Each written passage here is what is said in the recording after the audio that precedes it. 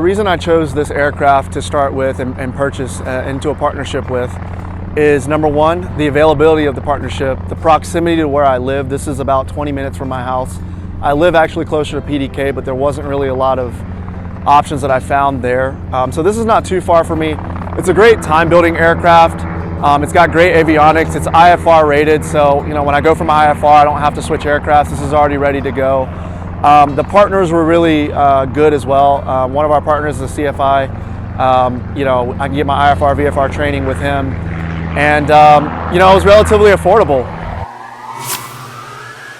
Hi, my name is George Yu. Behind me here is my 1971 Beechcraft Sundowner.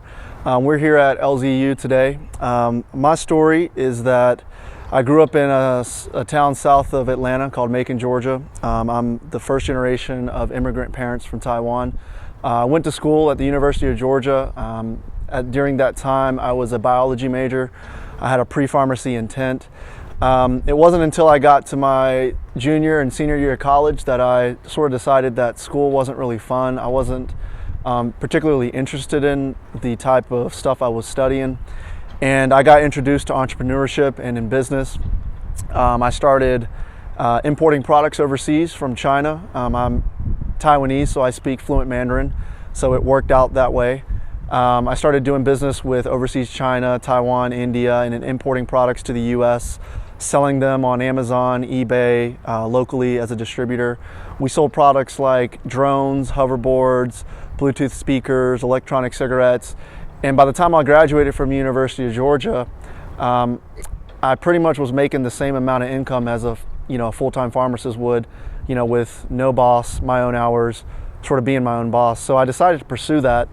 I got into aviation shortly after that. I had a buddy of mine growing up. He lived in Warner Robins. He'd been a pilot since we were in middle school and high school, so he'd been flying really early on.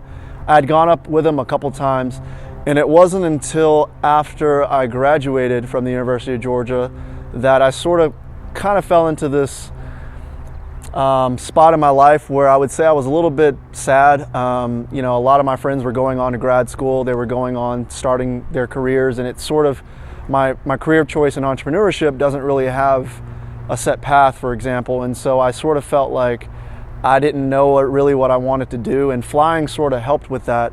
My buddy took me up again in his Piper Cherokee 140, which I later purchased from him, and I started flying over here at PDK. I got 40 hours in, and I just loved it. So it was around that time that I started taking flying lessons at PDK, and I was coming down with my flight instructor there for a crosswind landing one day, and I remember taking a look at the windsock somewhere on the airstrip, and I remember seeing it sort of resemble an inflatable air mattress or an inflatable sleeping bag, and I thought, wow, that's pretty incredible. It's only being inflated by the wind sort of passing through it, but if I could find some way to capture that air, I could pretty much turn it into an inflatable lazy couch or a lazy boy, something like that.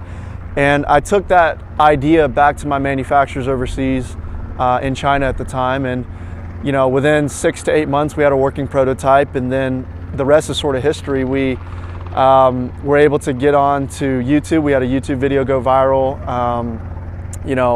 Fast forward 6 months, we went from 0 sales to a little over 600,000. Fast forward another 6 months, we got a call from the TV show Shark Tank.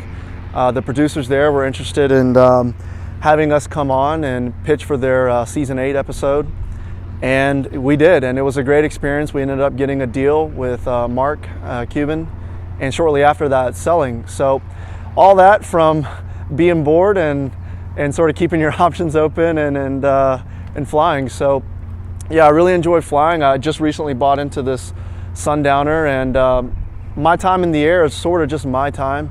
It's a time for me to just get away, clear my mind. There's a lot of work stress. There's a lot of stress in life in general, but when I'm in the clouds, when it's just me and the blue sky, I just feel serenity. I feel at peace, and I love it. In my family, I'm a first-generation American. I'm actually the first in my family to have graduated college. I'm also the first in my family to take upon flying lessons and start a career becoming a pilot and getting my pilot's license. It means a lot to me and also my family that I've been able to accomplish, graduating from a university here in the States, getting into the aircraft and being the first in my family to do that. It's just something that I think is very necessary, especially in this day and age. I mean, to be able to hop into your aircraft and go anywhere, that's really important to me. We don't know, especially with now what's going on with the coronavirus. It's just more of a point for me to be able to have options like this at my disposal. So it's really important for me to know this. So as of today, I have about 65 hours. I started my training back in I would say late 2016, early 2017, when I purchased my first Piper Cherokee 140. It was a 1964. I got about 40 hours into that at PDK Airport before my plane got grounded. And there was a couple mechanical issues with it, and it ended up being much more to repair it than to just sell it for parts and buy a new one. And my plan was to buy a new one, but actually during that time, my company Wind Pouch was sort of really full steam, and I got really too busy to continue and to find another aircraft. So I ended up, not intentionally, but I ended up stopping for a little over a year and a half, so almost a 2-year delay until now, and just getting back into it. So the time commitment, it's definitely a time commitment, and I would say after starting back from a 2-year hiatus, having about 40 to 45 hours before I stopped, it sort of is like riding a bike if you haven't ridden it in a while. I mean, you do get it somewhat, but on landings and takeoffs, staying in the pattern at pattern altitudes, things like that, you still got to get refreshed on it. I would say I picked it up a lot easier my second go around than my first time. So I picked it up a lot faster, but I definitely wouldn't, looking back, I probably would have tried to continue if I could, but like I said, business was taking off, and there's a lot of time commitment needed. So my decision in purchasing my own aircraft first, I think I only took 1 hour in a discovery flight with a flight school. And then I did some basic calculations in terms of fuel, instructor costs, and renting an airplane, all that cost that goes into that. And I decided it would just be worth it for me to purchase one, especially that, I was in a financial position to do it, number one, and also that I did plan on keeping the aircraft long term. And so what I did was I had a friend that actually had a Piper Cherokee for sale, and I purchased it from him. And in order to find an instructor, I didn't go through a flight school. I did what every normal person would do, is just go to Google, and I searched up flight instructors at PDK, and I found a good instructor. His name was Bruce. I interviewed probably 3 or 4 different ones before I settled on Bruce. I wanted somebody a little bit older, with a little bit of gray hair per se on their head, somebody with some experience. I wanted to hear, same thing in business. In business meetings, I don't really want to hear how well you've done. I want to know, what kind of hardships you've gotten through and pulled out of. I mean, I think that's more important than hearing someone's awards and things like that. So I just asked, what kind of emergency situations have you been in? How many hours have you had?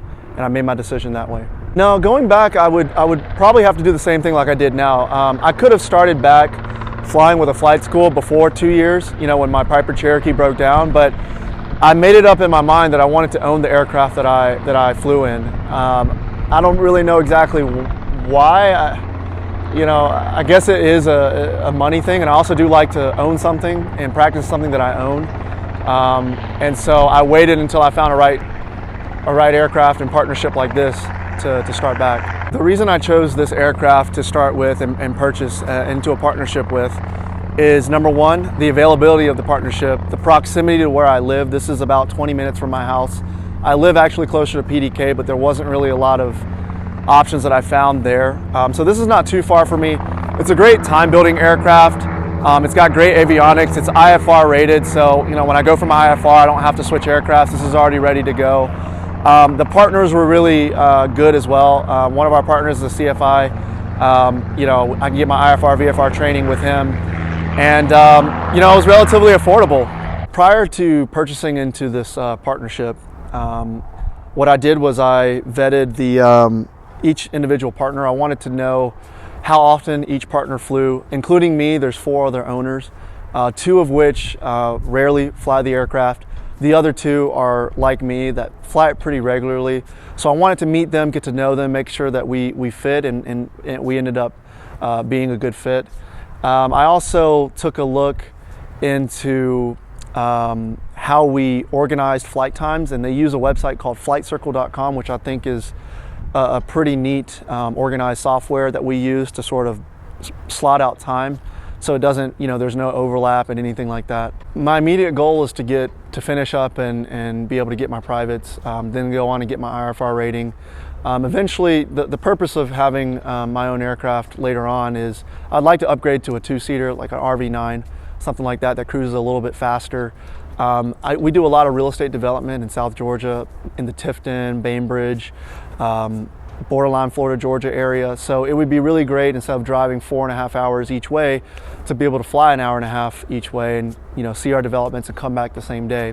So long term is just to be able to fly to our different developments that are happening all over the south of the state and in the future, in different states.